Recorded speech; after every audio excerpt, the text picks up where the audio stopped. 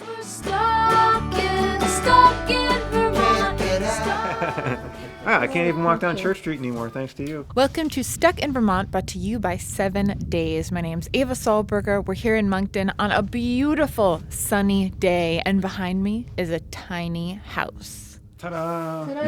It was over 1 year ago that we first met Peter King, and he showed us his tiny houses. The house behind me is 100 square feet, 10 by 10. 1 year later, the video that I made has been seen by over 73,000 people. There have been over 100 comments left on YouTube about Peter King and his tiny houses. He's become a bit of a tiny house celebrity, and his name is almost synonymous with tiny houses. As soon as your movie came out, I got a call a day, sometimes more than a call a day, from all over the country. Says, oh, do you really exist? Oh, I can't believe you're out there. Can this guy be for real? And I never got online. So a lot of people emailed me hoping to get a reply, and the internet is the death of us all. So tell me about what it's like being the tiny house guy. Oh, I don't like it. It means being pigeonholed, being thought of as a carpenter, and I tell my students that I'm not a carpenter. Being a little picky here, but I'm not really tiny house guy. I'm framing and sheathing guy, agricultural tiny house guy, learning skills tiny house guy.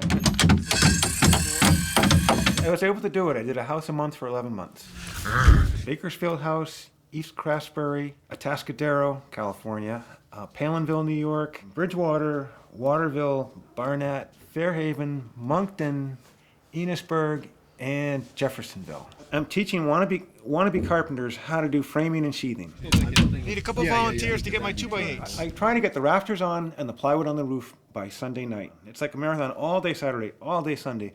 On my end, I just couldn't stop. I mean, on some of those job sites, I'll tell you, the cat's paw was glowing red from overuse. I was lucky that I did have quite a few people who'd never done any carpentry. And 2 days later, they're talking 2x this and give me those 18s, or, they knew the language. Caulk and paint, make it what it ain't. Can't see it from my house. Good enough for government work. And you have to leave a crack for the painter to put his caulk. Is it structural? Can anybody see it?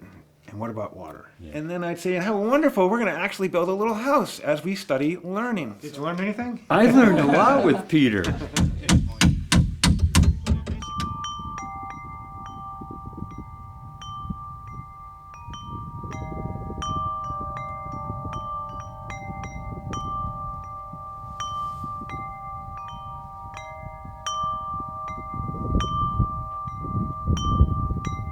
And the house that I'm standing in right now is a 400 square foot house, if you include the loft, that was built at one of Peter's workshops with Dale Helms, who is a fine furniture maker.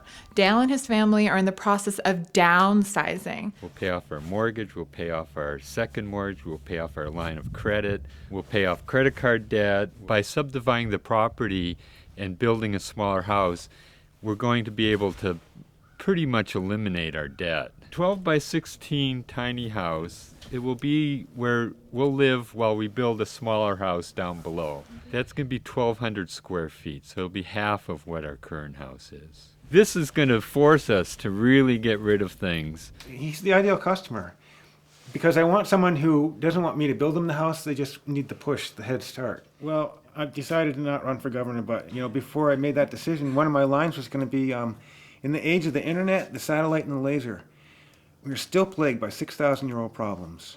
Homelessness, endemic poverty, racism, misogyny, corruption at the highest level of political office. There's so many people in the 36,000 range just doing the dog paddle, getting nowhere, leaving a mess behind them, getting all stressed out. I'm interested in $10 a day. I wanted to work 4 days a month, but it ended up being more like 5. I'm not a fan of tiny houses. To me, they're too Western white man, box-like, square-like. I'd rather not be seen as a person who thinks they're the end-all and the greatest thing. I'd much rather be in something organic. Teepees, yurts, anything round, stuff with curves. I want to do the tiny house in the garden. I want to do the 1 acre garden, plus the tiny house, a couple solar panels, lots of Gilligan's Island style, mechanics and utilities and stuff. There's lots of tricks. I've coined a phrase, the plowshare croppers. Plowshare cropper is a property owner in a farming area, farming community, who essentially wants to have their own private gardener. I'm fascinated with the CSA concept. The next level should be what I call the DCSA.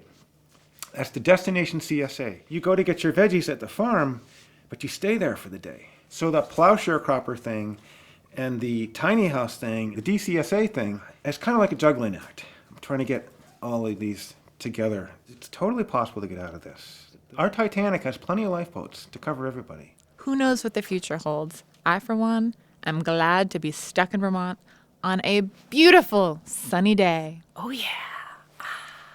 I call this juggling geometry for learning skills scope.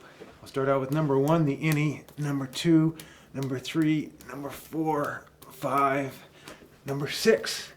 Number 7 is the outie, number 8's the cascade, number 9's a reverse cascade, number 10's a bridge cascade, number 11's a one-handed snap, number 12's a two-handed snap, and number 13's a two-handed reverse cascade snap. Hey, you're supposed to be clapping or something. I'm holding a camera.